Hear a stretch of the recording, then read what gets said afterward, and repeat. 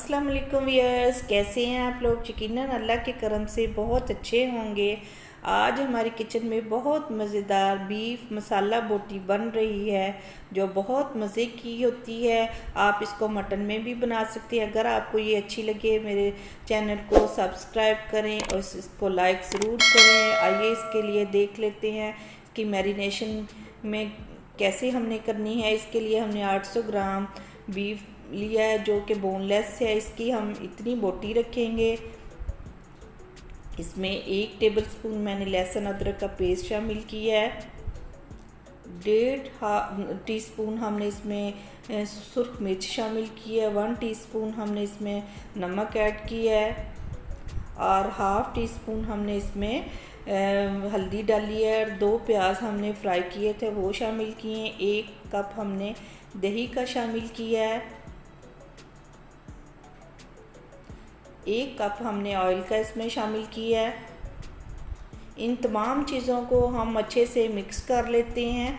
तकरीबन मैंने इसको 2 से 2.5 घंटे तक इसको मैरिनेट करके रखना है। आप इसको ओवरनाइट भी रख सकते हैं। जितना आप ज़्यादा मैरिनेट करेंगे उतना ही इसका टेस्ट अच्छा बनेगा। इसमें 1 लेमन का जूस इसमें मैं शामिल करती हूँ, इससे भी इसका टेस्ट बहुत अच्छा होता है। दोबारा इन चीज़ों को मिक्स करते हैं। अब इसको कवर करके 2 से 2.5 घंटे के लिए हम इसको रख देते हैं। अब कढ़ाई में इस मिक्सचर को हम डाल के कुक करते हैं। इस पे मैंने 1 गिलास पानी का शामिल करके डाल दिया है। अब हम इसको कवर करके तकरीबन 45 मिनट के लिए पकाएंगे और दरमियान में 2 से 3 मरतबा चेक करते रहेंगे। ये देखें इसका पानी तकरीबन खुश्क हो चुका है, गोश्त भी टेंडर हो चुका है।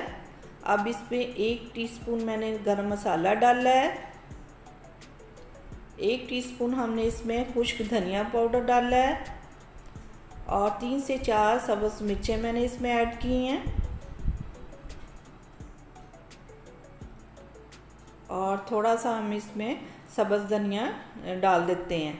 तकरीबन इस पॉइंट पे हमारी जो है बीफ मसाला बोटी तकरीबन तैयार है।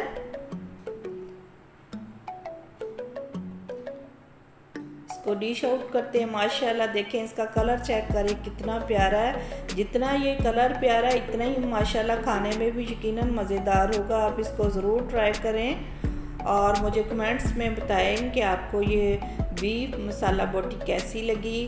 और इसको मेरे चैनल को सब्सक्राइब करें, उसको लाइक करें और दुआओं में याद रखें। खुश रहें, आबाद रहें। Thanks for watching. अल्लाह हाफिज़।